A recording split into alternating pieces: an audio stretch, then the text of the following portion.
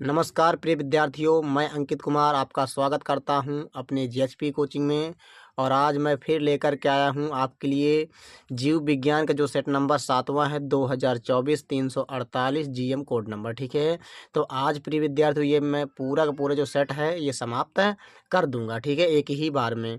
तो बस हम चलते हैं बिना ही देरी किए हम अपने क्वेश्चन की तरफ। तो चलते हैं। तो देखिए प्रिय विद्यार्थियों, एक का क्वेश्चन कह रहा है कि भ्रूण पोष की कोशिकाएं होती हैं। नंबर 1 अगुणित, नंबर दूसरा द्विगुणित, नंबर तीसरा त्रिगुणित, चौथा है चौगुणित। ठीक है, तो जो भ्रूण पोष की जो कोशिकाएं होती हैं वो हमारी कैसी होती हैं आपको पता भी होगा, त्रिगुणित होती हैं। कैसी होती हैं? त्रिगुणित यानी 3n। ये आप ध्यान में रखिएगा। ठीक है, अब इसके बाद देखते हैं हमारे पास ख नंबर जो क्वेश्चन कह रहा है कि मधुप के नर ड्रोन यानी पुम मधुप में क्रोमोसोम की संख्या होती है। पहला 32, दूसरा 64, तीसरा 8 और चौथा है 16। तो आपको पता भी होगा यदि आपने पढ़ा होगा, जो हमारे पास नर ड्रोन में जो क्रोमोसोम की संख्या होती है वो होती है 16। कितनी होती है? 16 होती है। तो ये आप ध्यान में रखिएगा। ऑप्शन नंबर दूसरा ऑप्शन नंबर चौथा बिल्कुल सही है। ठीक है, देखिए प्रिय विद्यार्थियों, हमारे पास अब ग नंबर क्वेश्चन कह रहा है विषाणु का आनुवांशिक पदार्थ है। नंबर 1 डीएनए अथवा आरएनए, दूसरा है केवल आरएनए, तीसरा है केवल डीएनए, चौथा इनमें से कोई नहीं। जो विषाणु का जो आनुवांशिक पदार्थ होता है वो होता है आरएनए हो भी सकता है या डीएनए भी। ठीक है, यानी कि डीएनए अथवा आरएनए, यानी दो में से कोई भी। तो ऑप्शन नंबर पहला बिल्कुल सही है। इसके बाद देखिए यहाँ पर घ नंबर क्वेश्चन कह रहा है, घ नंबर जन्मजात उपापचयी त्रुटि है। पहला फिनाइल कीटोनूरिया, दूसरा वर्णांधता, तीसरा हीमोफीलिया, चौथा है अरक्तता। तो आपको पता भी होगा जो हमारे पास जन्मजात उपापचयी त्रुटि जो दिया है यहाँ पर क्वेश्चन में, जन्मजात उपापचयी त्रुटि है वो है फिनाइल कीटोनूरिया। तो बिल्कुल ऑप्शन बिल्कुल पहला बिल्कुल सही हो जाएगा। ठीक है, ये ध्यान में रखिएगा। फिर इसके बाद कह रहा दूसरे का फाइलेरिया रोग के रोग कारक का जंतु वैज्ञानिक नाम है। जो फाइलेरिया रोग के रोग कारक का जो जंतु वैज्ञानिक नाम है वो होता है वुचेरेरिया बैंक्रॉफ्टाई। तो क्या होता है यह ध्यान में रखिएगा। अब देखिए ख नंबर क्वेश्चन कह रहा है डीएनए एवं आरएनए में कोई एक अंतर लिखिए। तो अंतर क्या है? जो डीएनए होता है इसमें डीऑक्सीराइबोस शर्करा होती है, आरएनए में राइबोस शर्करा होती है। यही क्या है? अंतर है। ठीक है, इसके बाद देखिए ग नंबर क्वेश्चन कह रहा है हमारे पास कि किन्हीं दो जैव विविधता तप्त स्थल के नाम लिखिए। तो हमारे पास पहला क्या है? पूर्वी हिमालय, दूसरा है पश्चिमी घाट। यह है हमारे पास जैव विविधता तप्त स्थल। फिर इसके बाद दूसरे का घ नंबर क्वेश्चन कह रहा है मानव वृषण में सर्टोली कोशिकाओं का क्या कार्य होता है? इनका काम होता है शुक्राणुओं को पोषण देना। क्या होता है सर्टोली कोशिकाओं का काम? शुक्राणुओं को पोषण देने का काम होता है। क्योंकि शुक्राणुओं को पोषण मिलेगा, भोजन मिलेगा, तभी वो जिंदा रह पाएंगे। इसके बाद अंगा नंबर क्वेश्चन कह रहा है डीएनए अणु को कौन सा एंजाइम तोड़ता है? जो हमारे पास डीएनए होता है ना, उस डीएनए अणु को कौन सा एंजाइम तोड़ता है? तो प्रतिबंधन एंजाइम। तोड़ने का काम कौन करता है? प्रतिबंधन एंजाइम। तो ये आप ध्यान में रखिएगा। इसके बाद देखते हैं नेक्स्ट क्वेश्चन। देखिए प्रिय विद्यार्थियों, तीसरे का क्वेश्चन कह रहा है डीएनए के 4 न्यूक्लियोटाइड इकाइयों के नाम लिखिए। तो पहला एडेनिन, दूसरा थाइमिन, तीसरा ग्वानिन, चौथा साइटोसिन। यही आपको लिखना है। इसके बाद ख नंबर क्वेश्चन कह रहा तीसरे का खा कि खाद्य श्रृंखला का सचित्र वर्णन कीजिए। तो देखिए खाद्य श्रृंखला के बारे में लिखना है आपको कि हरे पौधों से खाद्य ऊर्जा को कई जीवों के माध्यम से स्थानांतरित करने की प्रक्रिया जो बार बार खाते हैं जो बार बार खाते हैं और खाए जा रहे हैं उसे क्या कहते हैं? खाद्य श्रृंखला कहा जाता है। चित्र आप किताब में देख सकते हैं। ठीक है, आपको खाद्य श्रृंखला में बस इतना ही लिखना है कि हरे पौधों से खाद्य ऊर्जा को कई जीवों के माध्यम से स्थानांतरित करने की प्रक्रिया जो बार बार क्या होती है? बार बार खाते हैं और खाए जा रहे हैं उसे क्या कहा जाता है? खाद्य श्रृंखला कहा जाता है। ठीक है, इसके बाद देखते हैं हमारे पास ग नंबर क्वेश्चन कह रहा है आणविक जीव विज्ञान के मूल सिद्धांत से आप क्या समझते हैं? तो इसमें आपको लिखना है यह सिद्धांत यह बताता है कि जीवित प्राणियों में मौजूद डीएनए, आरएनए और प्रोटीन के बीच कैसे संबंध होते हैं। आणविक जीव विज्ञान में क्या बताया गया है? इस सिद्धांत में कहा गया है कि जो जीवित प्राणी होते हैं उन जीवित प्राणियों में मौजूद डीएनए, आरएनए और प्रोटीन के बीच कैसे संबंध होते हैं। डीएनए में प्रोटीन बनाने के लिए जरूरी सारी जानकारी होती है किनके पास? डीएनए के पास। ये आपको ध्यान में रखना है, बस इसमें आपको इतना ही लिखना है। ठीक है, अब देखिए इसके बाद कहा गया है घ नंबर क्वेश्चन में मच्छरों से होने वाले किसी एक रोग का नाम लिखिए। किसी एक रोग का नाम लिखना है तथा उसके रोकथाम के उपाय का वर्णन कीजिए कह रहा है। तो देखिए मच्छरों से होने वाले किसी एक रोग का नाम है डेंगू बुखार। रोग का नाम क्या है? मान लीजिए डेंगू बुखार। ये मच्छर से ही होता है, ये ध्यान में रखना है। अब इसके उपाय यानी रोकथाम के उपाय क्या हैं? मच्छरदानी का प्रयोग करें। क्या है उपाय? मच्छरदानी का प्रयोग करें, ये ध्यान में रखना है आपको। इसके बाद देखिए अंगा नंबर क्वेश्चन कह रहा है जैव सूचना विज्ञान क्या है? ये आपको यहाँ पर मिल जाएगा, ये मैं क्वेश्चन करवा चुका हूँ। चौथे का क्वेश्चन कह रहा परागण में जंतुओं की भूमिका का वर्णन कीजिए। जो परागण होता है पॉलिनेशन में जंतुओं की भूमिका का वर्णन करना है। तो देखिए यहाँ पर आपको कैसे लिखना है, नंबर 1 पॉइंट डाल करके आपको पॉइंट बाय पॉइंट लिखोगे तो ज़्यादा अच्छे रहता है। देखिए पॉइंट में पहला पॉइंट क्या है कि जानवरों के जरिए परागण कुछ पौधों की प्रजातियों को परागित करने में हवा जैसे अजैविक कारकों की मदद करता है। जो जानवरों के जरिए ही क्या होता है? जानवरों के जरिए परागण कुछ पौधों की प्रजातियों को परागित करने में हवा जैसे अजैविक कारकों की क्या करता है? मदद करता है। दूसरा पॉइंट है परागणकर्ता भोजन की तलाश में फूलों पर आते हैं।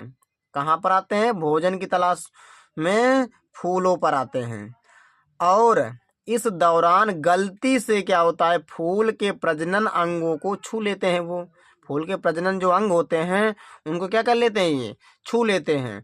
इससे अनजाने में फूल से फूल पर पराग फैल जाते हैं, क्योंकि जब हाथ लगाते हैं ना, कोई भी अंग टच करते हैं तो फूल से फूल पर पराग क्या हो जाते हैं? फैल जाते हैं। ठीक है, देखिए तीसरा पॉइंट क्या? पक्षी चमगादड़ घोंगा कुछ प्राइमेट्स वृक्षावासी और सरीसृप भी परागण में क्या करते हैं?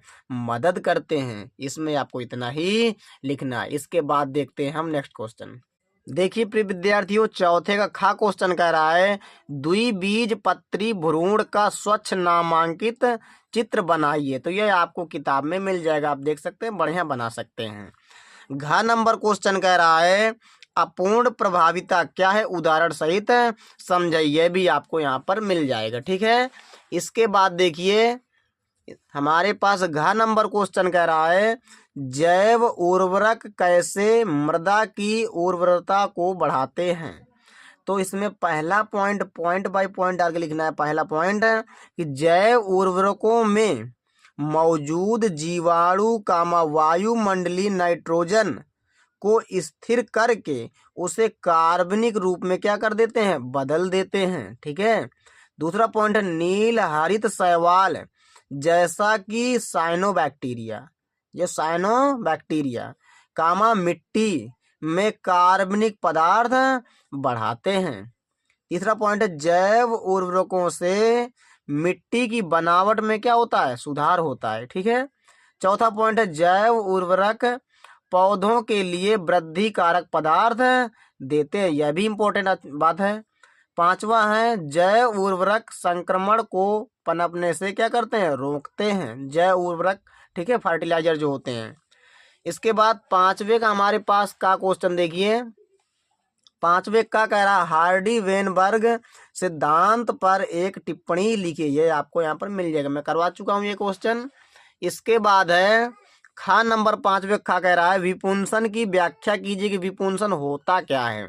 तो देखिए विपुंसन क्या है, लिखना है आपको। विपुंसन का मतलब है द्विलिंगी पौधों में से पराग कोष को काट कर अलग करना। इसका मतलब क्या होता है विपुंसन का, कि जो द्विलिंगी पौधे होते हैं उन द्विलिंगी पौधों में से पराग कोष, जहाँ पर पराग कण ठीक है होते हैं, पराग कोष को काटकर अलग करना।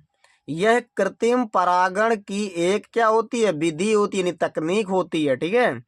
इसका प्रयोग पादप प्रजनक आर्थिक रूप से महत्वपूर्ण पौधों की अच्छी नस्ल बनाने में करते हैं। क्या करने में, अच्छी नस्ल बनाने में करते हैं। विपुंसन से जुड़ी कुछ बातें और देखिए यहाँ पर मैंने लिखा है। पहला पॉइंट है विपुंसन की प्रक्रिया में पौधों की कली अवस्था में ही पुंकेसरों को क्या किया जाता है, निकाल दिया जाता है, बिल्कुल कली अवस्था में। दूसरा विपुंसन से स्वनिषेचन को रोका जाता है। विपुंसन क्या किया जाता है, स्वनिषेचन, सेल्फ फर्टिलाइजेशन। तीसरा है एक लिंगी मादा में विपुंसन की जरूरत नहीं होती है, विपुंसन की जरूरत बिल्कुल इनमें नहीं होती है, एक लिंगी में। चौथा है कृत्रिम परागण की सफलता के लिए सफल विपुंसन बहुत जरूरी होता है। ये आपको लिखना है इतना। इसके बाद हम देखते हैं अब और आगे क्वेश्चन। देखिए प्रिय विद्यार्थियों, पांचवे का ग क्वेश्चन कह रहा है सहलग्नता पर एक टिप्पणी लिखिए। सहलग्नता आपको यहाँ पर मिल जाएगा, आप देख सकते हैं। इसके बाद पांचवे का घ क्वेश्चन कह रहा है स्त्री अंडाशय के आरेखीय काट का नामांकित चित्र बनाइए। तो यह चित्र आपको किताब में मिल जाएगा, आप देख सकते हैं। ठीक है। इसके बाद हमारे पास यह वो एक क्वेश्चन और अच्छा सा आ गया। देखिए छठवें का क्वेश्चन कह रहा है बायोगैस के उत्पादन में सूक्ष्म जीवों की भूमिका का वर्णन कीजिए। तो यह भी एक अच्छा सा क्वेश्चन देखिए कि जो बायोगैस का उत्पादन किया जाता है उनमें जो उस बायोगैस के उत्पादन में सूक्ष्म जो जीव होते हैं छोटे छोटे, उनकी क्या भूमिका होती है। तो देखिए पहला पॉइंट आपको ऐसे डाके लिखना है कि जो सूक्ष्म जीव होते हैं, सूक्ष्म जीव कार्बनिक पदार्थों को मीथेन और कार्बन डाइऑक्साइड में क्या करते हैं, बदलते हैं। ठीक है।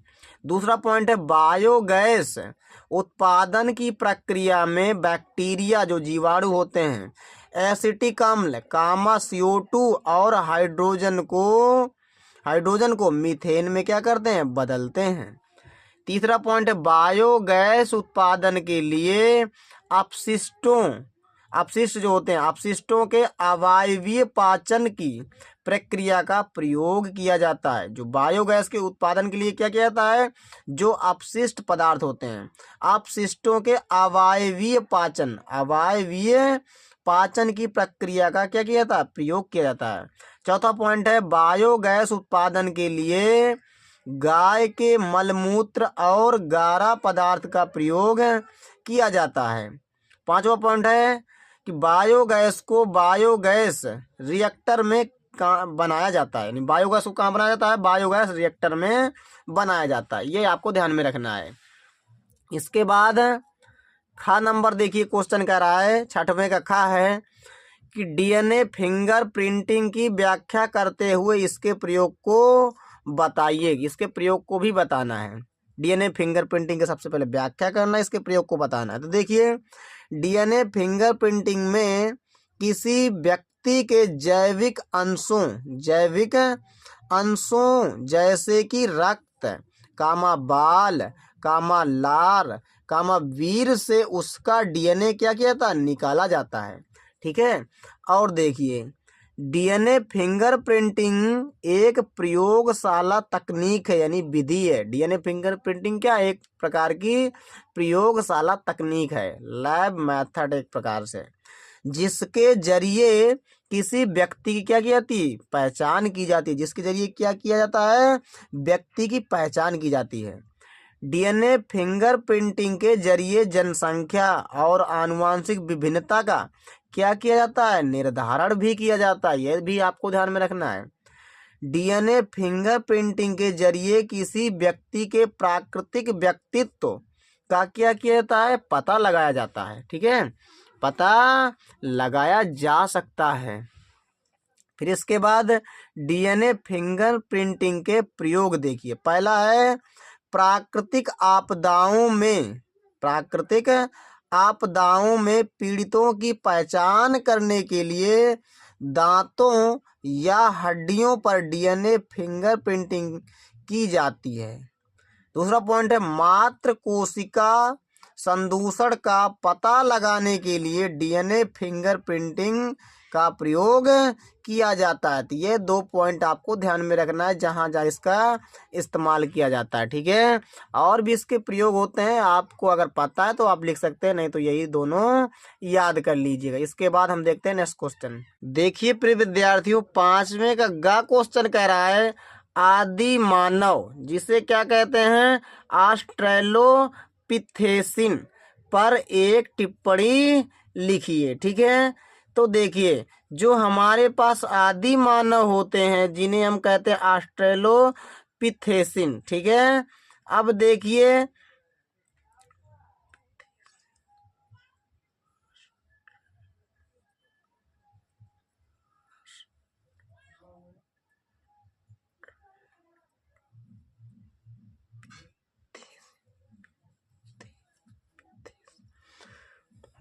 प्रिय विद्यार्थियों, 5वें का ग क्वेश्चन कह रहा है आदि मानव, यानी कि मतलब ऑस्ट्रेलोपिथेसिन। ठीक है,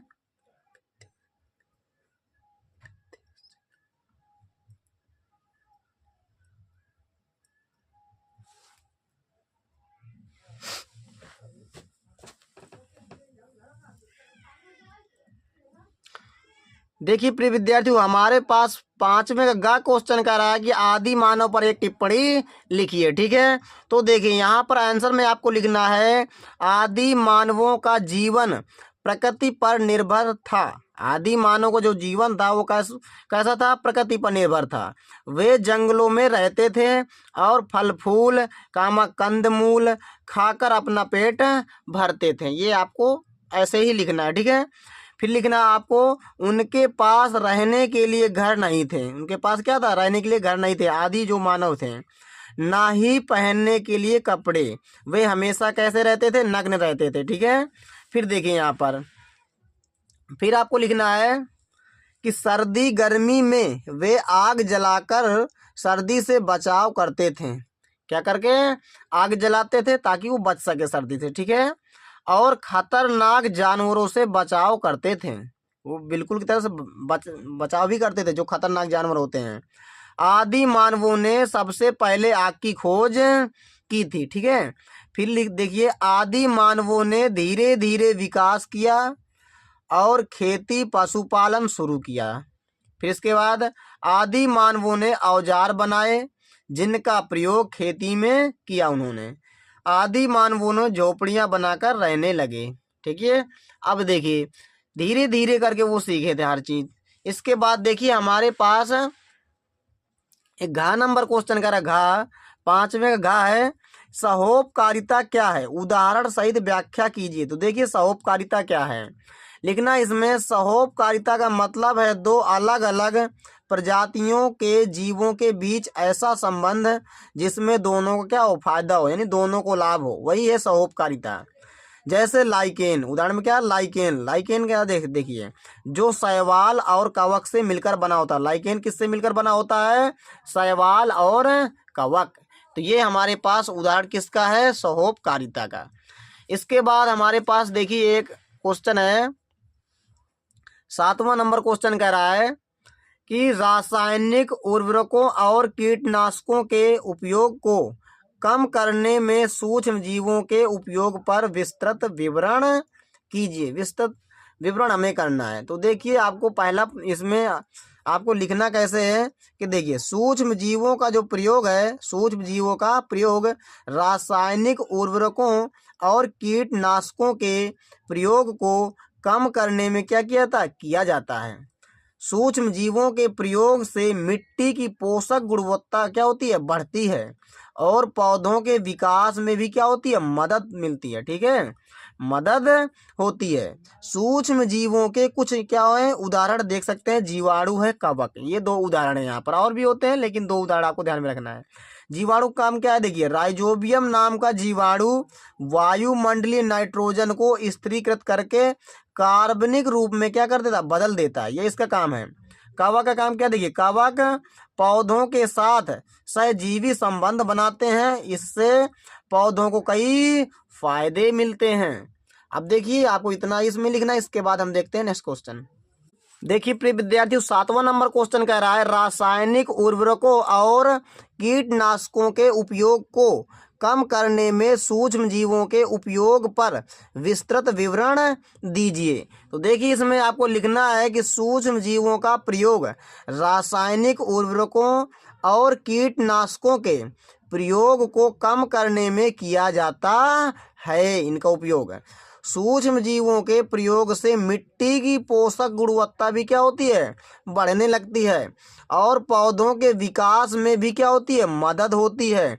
सूक्ष्म जीवों के कुछ उदाहरण हैं। तो पहला उदाहरण है आपके पास जीवाणु। पहला क्या है, जीवाणु। ये सूक्ष्म जीव है। देखिए राइजोबियम नाम का जीवाणु, ये राइजोबियम नाम का एक जीवाणु होता है। राइजोबियम नाम का जीवाणु वायुमंडलीय नाइट्रोजन को स्थिरीकृत करके कार्बनिक रूप में क्या कर देता है, वो बदल देता है। इसके बाद दूसरा हमारे पास सूक्ष्म जीव है जिसका नाम है कवक। कवक पौधों के साथ सहजीवी संबंध बनाते हैं, इससे पौधों को बहुत सारे फायदे होते हैं। ठीक है, ये आपको इतना लिखना है। इसके बाद और देखते हैं आगे। अब देखिए तीसरा हमारे पास है साइनोबैक्टीरिया। इसमें आपको लिखना है ये स्वपोषित सूक्ष्म जीव जलीय और स्थलीय दोनों तरह के भूमंडल में पाए जाते हैं। कौन, ये साइनोबैक्टीरिया। ठीक है, ये भी एक प्रकार का सूक्ष्म जीव है। इनमें से कई साइनोबैक्टीरिया वायुमंडलीय नाइट्रोजन को स्थिरीकृत कर सकते हैं। बहुत सारे ऐसे सूक्ष्म जीव होते हैं, साइनोबैक्टीरिया हैं, बहुत सारे ऐसे साइनोबैक्टीरिया होते हैं जो वायुमंडलीय नाइट्रोजन को स्थिरीकृत कर सकते हैं। ठीक है, फिर देखिए इसके बाद और उसमें इस्तेमाल भी पूछा था कि सूक्ष्म जीवों के इस्तेमाल से होने वाले फायदे। ठीक है, तो पहला फायदा क्या है, देखिए यहाँ पर इसमें आपको पहला फायदा है कि सूक्ष्म जीवों का इस्तेमाल करके कीटों और बीमारियों से लड़ने में मदद मिलती है। सूक्ष्म जीवों का इस्तेमाल करके कीटों और बीमारियों से लड़ने में क्या होती है, मदद मिलती है। दूसरा पॉइंट है सूक्ष्म जीवों का इस्तेमाल करके फसल की उपज बढ़ती है। तीसरा है सूक्ष्म जीवों का इस्तेमाल करके मिट्टी का स्वास्थ्य क्या होता है, बेहतर होता है। ये आपको ध्यान में रखना है, आपको इतना ही इसमें लिखना है। इसके बाद देखिए 7वें का जो हमारे पास 8वां क्वेश्चन कह रहा है, 7वें का अथवा है कि मानव कल्याण में जैव प्रौद्योगिकी के योगदान का संक्षेप में उल्लेख कीजिए। यहाँ पर आपको मिल जाएगा। 8वां कह रहा मानव जीनोम की प्रमुख विशेषताओं का वर्णन कीजिए, यह भी आपको मिल जाएगा। ठीक है, आप देख सकते हैं। इसके बाद है 8वें का अथवा क्वेश्चन कि विभिन्न सहायक जनन प्रौद्योगिकियों का वर्णन कीजिए। जो हमारे पास अलग अलग प्रकार की जो सहायक जनन प्रौद्योगिकी होती हैं, इन प्रौद्योगिकियों का, इन टेक्नोलॉजी जो होती हैं, इनका वर्णन करना है हमें। ठीक है, तो देखिए पहला हमारे पास है पात्रे निषेचन। पहला क्या है? पात्रे निषेचन है, IVF। क्या है? IVF है, इन विट्रो फर्टिलाइजेशन, जिसे अंग्रेजी में कहते हैं। ठीक है, इसका फुल फॉर्म क्या होता है? IVF का इन विट्रो फर्टिलाइजेशन। तो देखिए इसमें लिखना, इस विधि में शरीर के बाहर पात्र में निषेचन करवाकर भ्रूण क्या किया जाता है? तैयार किया जाता है। इस तकनीक का विकास यूके के पेट्रिक स्ट्रेप्टो एवं रॉबर्ट एडवर्ड के द्वारा किया गया था। ये आपको ध्यान में रखना है। फिर इसके बाद दूसरा है ZIFT।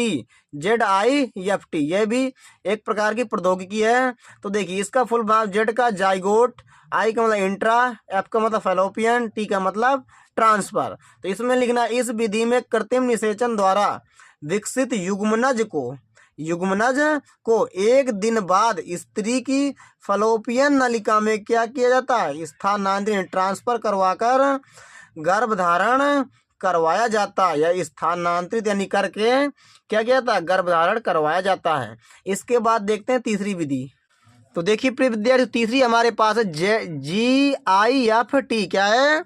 GIFT। जी का मतलब गैमेट, आई का मतलब इंट्रा, एफ का मतलब फैलोपियन, टी का मतलब ट्रांसफर। जैसे ZIFT था तो उसी प्रकार जेड को हटा करके जी, तो GIFT भी होता है। ठीक है, जी का मतलब गैमेट। तो इसमें लिखना है, इस विधि में शुक्राणु एवं अंडाणु दोनों को प्राप्त कर उसे फलोपियन नलिका में स्थानांतरित किया जाता है तथा फलोपियन नलिका में ही निषेचन क्रिया क्या होती है? पूर्ण होती है। ठीक है, ये ध्यान में रखना है आपको। तो ये तीन आपकी क्या है? सहायक जनन प्रौद्योगिकी है। ठीक है, अब देखिए इसके बाद हमारे पास ये एक अच्छा सा क्वेश्चन और आ गया है, 9वां नंबर। कह रहा है मेंडलीय विकार का विस्तार से वर्णन कीजिए। तो देखिए इसमें आपको लिखना है कि मेंडेलियन विकार आनुवांशिक विकारों का एक क्या है? प्रकार है, जो जीनोम में असामान्यताओं या किसी एक जीन में बदलाव के कारण होते हैं। इन विकारों को एकल जीन विकार या एक जीनी विकार भी कहा जाता है। ठीक है, ये विकार माता पिता से उनके बच्चों को वंशागत में क्या होते हैं? मिलते हैं, वंशागति के दौरान मिलते हैं माता पिता से किन्हें? बच्चों को। तो पहला पॉइंट है, ये विकार जन्म से ही दिखाई देने लगते हैं। जो विकार होते हैं ना, ये कैसे दिखाई देने लगते? जन्म से ही दिखाई देने लगते हैं। दूसरा पॉइंट है, इन विकारों का पूर्वानुमान बच्चे के पारिवारिक इतिहास के आधार पर लगाया जा सकता है। इसके बाद तीसरा पॉइंट कह रहा है, ये विकार प्रभावी या अप्रभावी होते हैं। चौथा है, मेंडेलियन विकारों के कुछ उदाहरण जैसे हीमोफीलिया, वर्णांता, sickle cell anaemia, phenylketonuria, ये आदि इनके क्या हैं? उदाहरण हैं। अब देखिए 5वां पॉइंट हमारे पास कह रहा है कि मेंडेलियन वंशानुक्रम जैविक वंशानुक्रम का एक प्रकार है। जो मेंडेलियन वंशानुक्रम है वो जैविक वंशानुक्रम का एक प्रकार क्या है? प्रकार है। इसकी शुरुआत ग्रेगर जॉन मेंडल ने की थी। ये आपको ध्यान में रखना है, ये नाम ग्रेगर जॉन मेंडल। छठवां, वंशावली विश्लेषण के जरिए किसी परिवार में इन विकारों की वंशागति का क्या किया था? अध्ययन किया जा सकता है। इतना आपको ध्यान में रखना है। इसके बाद 9वें का 8वां क्वेश्चन कह रहा, पारितंत्र की परिभाषा लिखिए, इसके जैविक एवं अजैविक घटकों का चित्र सहित वर्णन कीजिए। तो यह क्वेश्चन आपको यहाँ पर मिल जाएगा प्रिय विद्यार्थियों। तो आज ये हमारा पूरा सेट समाप्त होता हुआ। यदि ये हमारा पूरा सेट आपको समझ में आ गया हो तो कृपया करके ये हमारा वीडियो ज़्यादा से ज़्यादा अपने दोस्तों के साथ शेयर करना, और अच्छा लगा हो तो कृपया करके लाइक कर देना। यदि अभी तक हमारे चैनल को आपने सब्सक्राइब नहीं किया है तो कृपया करके ज़रूर सब्सक्राइब कर लीजिएगा। तो चलते हैं, नमस्कार, जय हिंद, वंदे मातरम।